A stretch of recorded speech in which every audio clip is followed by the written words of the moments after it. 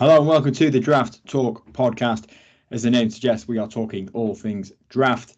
We're not long off at all, and we're back with another top 5 episodes with not many to go. We are cracking on with the safeties today. When I say we, I don't do much, to be honest. I'm just the host, trying to keep things organised. It's these two legends that do most of the heavy lifting. That's Stu and Owen. How are you doing, guys? Yeah, very good, Brian. Glad to have you back, though, to keep us organised. We flew solo for a couple of episodes. I think we steadied the ship, but we need your captain guidance, keeping us on the right track today.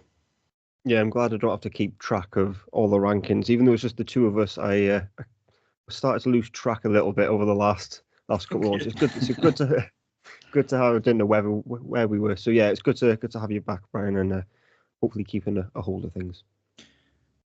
Well, thank you very much. Yes, we'll keep things a nice tight ship. But yeah, we are cracking on with the safeties. We're very nearly done with our penultimate top 5. Just the quarterbacks left, which we will be doing very soon. But yes, let's crack on. Stu, I'll give you the honour. Who's your 5th best safety in this year's draft class? So number 5 for me is safety from Ohio State, and that's Lathan Ransom. So he has been a 5-year player at Ohio State, having initially committed there as a 4-star recruit. He is someone who has good size. He's about 6 foot, 206 pounds. Had a reasonably good pro day combine, 40 yards. So he's in that 4-5 ranges, which we see a lot of the safeties achieving. So he kind of meets the thresholds there.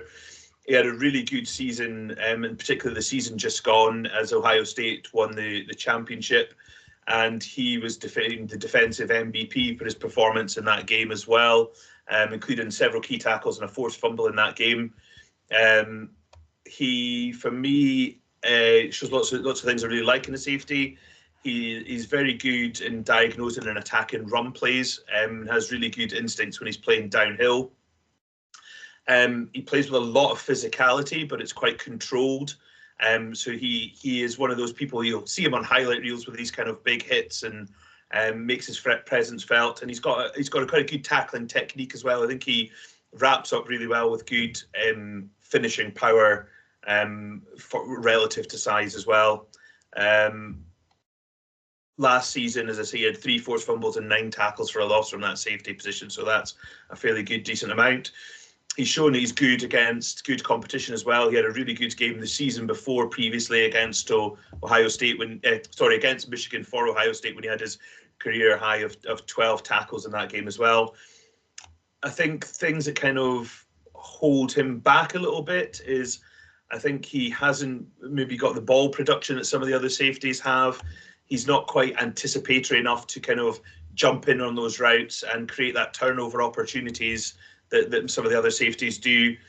And I think that his man coverage isn't as good as it could be either. I think he maybe is just a little bit tight in the hips when he's matching those routes, when he's kind of pressing up. But I think he's got lots to like about his game. He's played at a high level. He's played for a big program and done really well for them. So he's my number 5 safety.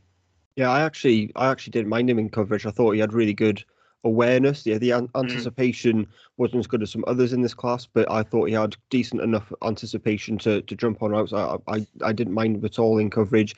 It really just didn't really finish plays to take the ball away when you think that he's put himself in the position to do so, but then it doesn't reflect it in the stats.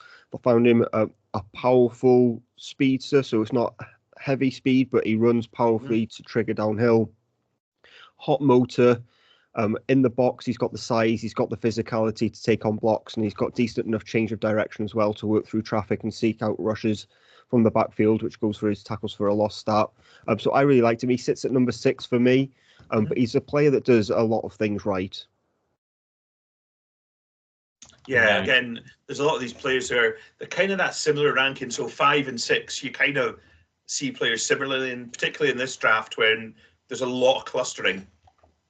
Yeah, and safety's an awkward position as well. And this year, you go to 8, 9, 10. You are going down the board quite a bit to get towards those prospects, and Lathan Ransom isn't one of those players. He'll be in consideration on day 2. Nice. Oh, and to you, your number 5, please. Yeah, my number 5 is Andrew Makuba from Texas. So yeah, Texas transfer, spent 3 seasons at Clemson and has had 1 in Texas. Was the joint lead in the SEC this past season with 5 interceptions. So really productive. He is skinny, 6 foot, 186 pounds, but he shows good enough physicality and run support where he's able to move quickly and he can make blockers miss. But it's in coverage that he really comes alive. That he's a playmaking threat in zone, which showcased by his production, where he's got really good ball skills, excellent ball tracking, really good fluid body control and body contortion. He plays bigger than his size as well. He's got a skinny build, but when he needs to fill in running lanes, he's able to do so. And so it's like really that playmaking ability that makes him stand out and to capitalize. So at 69 tackles, 4 tackles for a loss, 5 interceptions, 7 passes batted down, and 1 forced fumble. He was everywhere for that Texas defense. And he brings really good leadership skills as well. You think he'll be one of those defensive leaders in the backfield. Just, again, one of those players who does everything right. I think he'll be more of a factor in the passing game than the run game, but I trust him to do both. I really like him. He'll be higher on my board than a lot of other analysts, but I'm perfectly fine with that because he's got all the instincts, the intelligence, and the athleticism, as well as now the ball production, to think that he's deserving to be a high pick. Yeah, he is somebody he is a bit of that versatile kind of chess piece, hasn't he? He's played at deep safety. He has played up in the box despite his size. Yeah. He's played in the slot as well. He's got really good ball tracking. I think when the ball is thrown, he's got good hands as well. Good football IQ. I think he's sometimes does the opposite of what we talked about. He sometimes over jumps routes at times. He can be a little bit aggressive. And as I say, I think with his size, he's maybe just not got the tackling strength that maybe some of these other guys. We seem kind of close. I had him at 6, so we just had the other 2 guys. Yeah. Right, he's going to lack some physicality because of that size. Yeah. There's not much you can do about that. But I'm happy with him being able to play up to size and play bigger than his size when he's needed to, because he's got the aggressive mindset rather to lack that physical build. Yeah, he's not going to be the type of safety that you bring down to play up against a tight end. But he's got his role, and I would quite like him maybe being a bit that kind of more roaming safety, a bit deeper, where he can use his speed and his instincts to move around in that back end. Yeah, I think that rather than you'd complement someone well who you're bringing closer down to that box, I think. Yeah, I like that. Good idea. So any day now we're getting on someone's staff, aren't we? Ideas like that. And I'll come to you. Who's your number 4, please? So 4 is Penn State's Kevin Winston Jr., who had a season-ending injury after 3 games in 2024. So this is all projection, but it's a projection which I'm happy to make, that he had a partial ACL tear after 3 games, which required surgery. There were question marks over whether he would come out or not. It looks like he's likely had a really good grade from the advisory committee to come out after that. After just 3 games this season, but his 2023 tape is excellent. He had 61 tackles, 3 tackles for a loss, 1 interception, 5 passes batted down, 2 fumble recoveries, 5 passes defended. He was everywhere, but he left production on the field. That he has really good ball skills. I just wish he could have turned more of them into interceptions, because I felt like he left some of them on the field. But the injury is concerning, but we've seen players come back from ACL tears. We think he's going to be okay. I don't see why he would declare for the draft if that wasn't going to be the case. But his ball skills and his ball security is hard to ignore. Incredibly instinctual to read defenses, pounce on the ball. His athleticism is really good. His anticipation is really good. When he's lined up on the line of scrimmage, he's got the physicality to match up against tight ends and running backs, whatever it is he needs to do, he'll be able to do that. Got the size as well, got the length, leadership. There's just a lot to like with Kevin Winston. It's the injury concerns which are a problem, and I think if he was able to play a full season in 2024, we'd be talking about him, which I'd probably still be in this range, 4 or 5, but he would be higher on board and been speaking about a lot more, because that missed time has definitely hurt him. But he's able to recognise plays and he's able to get his hands on the ball. He just now needs to turn that into takeaways. Yeah, I think he's got a little bit of that enforcer mentality as well. When he's playing up against those bigger tight ends, he's quite happy to mix it. He's got kind of good zone instincts as well for me as well. He's got a really good tackle radius. You talked about his length in his frame. Even if he is beaten by a move, he's got that range and frame to be able to counteract that. He's got a really good closing burst as well, and he can turn the corner when he's taking an angle up to eradicate plays in the middle of the field. Yeah, the injury has done for him a little bit, and he hasn't got a huge amount of experience. He's only started, I think, 13 or 14 games, I think the number was. But he is a very good safety. I think there's a lot to like there. You covered him pretty well, Owain. He's also 4 for me. Yeah.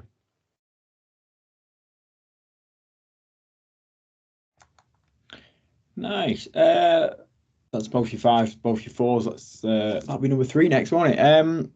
Owain, who's your number 3? Yeah, it's Xavier Watts from Notre Dame, who I think we may have the same top 3 here. I'd be surprised if we didn't. But yeah, he is a true ball hawk. You talk about players who can take the ball away anytime the ball is in the air. That is Xavier Watts. In 2024, he had 6 interceptions. In 2023, he had 7 interceptions. He is a ball hawking safety who you have to account for in any play. His ability positionally to be in the right place at the right time consistently is astounding. His instincts are incredible. His high motor to make plays on all the on balls is exceptional. Natural understanding of the passing game is keeps his eyes up. He reads eyes from the backfield, and then he naturally understands routes and what the receiver's going to do in the air to make plays on the ball. It is really hard to ignore that production.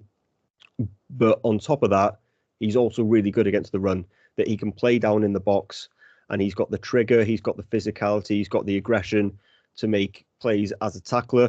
He's going to run through defenders. He's intelligent to be able to understand traffic and work his way through it.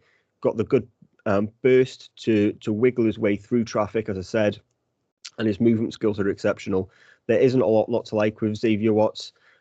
He is a little bit, as an athlete, he plays a little bit tight at times, but other than that, there's not a lot not to like, and I was very close to having him at number 2. Yeah, I think we are going to have the same 3 because he's also 3 for me. Yeah. He is someone who actually he was a wide receiver convert, so that ball skills come into play. I mean, 13 interceptions in 2 seasons is pretty special. Yeah. You don't see a lot of people with those kind of numbers. And yes, there is some luck sometimes involved in interceptions and things, but you can't deny that 13 turnovers is exceptional for a defense, and it just changes the momentum in games completely. He is someone who you can see playing in a single high, one snap box safety. The next, he is able to flip down and flip back again. So yeah, he really can move him around quite a lot. He also can bait the quarterback quite nicely. He tempts him into these throws, and he's got that explosion to burst and cut these routes down. He's got a real kind of dogged attitude as well, I think, as well. He's kind of never gives up. He's also a really good special teamer. The kind of snaps I've seen him play special team, he's strong, physical, and yeah, you're not going to be drafting someone to play special teams, but it is a nice bonus to have, particularly early in people's careers as well. You did mention he is a little bit tight sometimes when he's forced to kind of that flip and run at times, but his attitude and effort is non-stop, that he will make up for that. Yeah, a lot to like about Xavier Watts, and I think I've seen a lot of people talk about him as well as that one. Do we take a safety in the first round, or do we wait for Xavier Watts in round 2? Yeah. And you can see why people want it, because he is a very good player. Yeah, there's a drop off after these top 3, and I'd be surprised if Xavier Watts did go in the first round, but I think he'll go reasonably early for the reasons you lined out there, Stu, that if you're someone who needs to pick up a safety in round 2, maybe a team like the Colts, if they go a tight end in round 1, then Xavier Watts is going to be the player that you want to target. on in round 2. So I think he could be a player that goes earlier than we maybe think. Yeah, you sometimes see these trade ups early on day 2 as well, and that might be okay. We've got our defensive tackle or offensive tackle round one, but we want a safety. He's the guy we're going to jump up a few spots for. I wouldn't be surprised if we saw that early on day 2. Good stuff. Okay, Stu, kick us off on number 2. I think we're going to have the same 2. It's whether we have them in the same order. Mm-hmm. I think I don't know. I think we will. But for me, number 2 is Nick Emmanwori. He is someone who was a real darling of the combine scene. He got a lot of praise, highlights, whatever, because of the 40 time that he ran, and as well as some of his other testing. He is a bigger guy. He's 6'4" He's weighed in that, I can't remember the exact weight, it was 220 something pounds. So he's bigger than some of these guys we've talked about. 220, yeah. So that combination of size and speed together is going to be really enticing. He's a nasty striker when he comes downhill. He can really hit those ball carriers if they enter his territory, if you like. He's got a really good tackle radius as well. And these people we talk about, these heat-seeking missiles, he's one of those. He's click, load, and off I go after somebody. But he is reasonably good in man coverage as well. I don't think he is just a run defender, although I think that's his forte, if you like. But he has got good ball skills for a bigger safety as well. He's got a lot of physical gifts. He is going to be a player that teams love for those rare physical traits that he has, but he is also a clever player. He processes things quite well, and he can blow up plays before they develop. We've seen him range from second round, fly up to really high in the draft. He's starting to come back down again in those little mocks. I think that kind of middle to second half of the first round, and I think that's where his landing spot's going to be, somewhere in that, I think, the 20 downwards kind of range. Yeah, I think that's fair. The first thing anyone's going to speak about with Nick Emmanwori is the athleticism. A perfect 10 score in the RAS system. His athletic test numbers were above the 94th percentile in every testing drill at the combine, while being massive. It's not that normally if someone has explosive numbers at the combine, they tend to be smaller or skinnier. Not Nick Emmanwori. He's a unit. He is a unit. He has got a hulking frame and just natural fluid movement, but also powerful leg drive. He's got, I think what he says, got controlled power. Yeah, he seems in control of what he's doing. My sticking point with Nick, the part I struggled with is I like to see what is the vision for the player at the next level. I really struggled with Nick Emmanwori, that what his place will be at the next level. I ended up thinking that he maybe will be more of a strong box defender who can drop back into coverage rather than the other way around, because his elite burst to fire towards ball carriers at the line of scrimmage is excellent, where he can use that size, that physicality to dominate, and because of that size, he will be mismatches when lined up. So, and he's been productive as well. 88 tackles in 2024, 4 interceptions, 2 of them were pick sixes.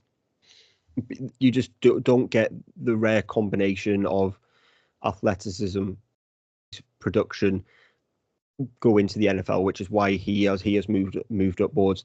I'm unlikely to land a first round grade on him because I don't see the true vision for him. I feel in coverage he can be, his back pedal isn't necessarily smooth. There's a little bit of tightness in his movement, despite it being fluid when moving downhill. It's moving backwards that I had more of a problem with him, which is why I think he maybe would be more of a strong box defender, where he can trigger forward rather than having to flip his hips moving backwards.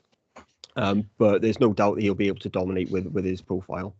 My worry for him is that, you mentioned about the vision for him. If a team try and make him be a bit of a do-all, I thought he's not the same kind of player. I have the same worries about a player that I totally got suckered by a few years ago, Isaiah Simmons, who was just that athletic. Yeah, I really liked him too. I got absolutely suckered him. I thought he was going to be a star and I just worry if some team has that Cardinals, we don't really know what we're going to do with him. We might play him a bit of kind of linebacker. We might get him chasing after people, and they fizzle out and they don't really know what to do with him. Unless you've got a clear plan, that's a trajectory I worry about. But if you know what you're going to do with him and say, this is what he's going to be in our team, we're going to let him do what he's good at and not ask him to do what he's not good at, he could be absolutely brilliant. Right, and it's not. I'll just back you up there. That's not a comp because Simmons was more of like the linebacker safety hybrid. It's more of the projection of if you don't have a clue what you're going to do with him, then that's how it could end up going. Yeah, they're not the same player.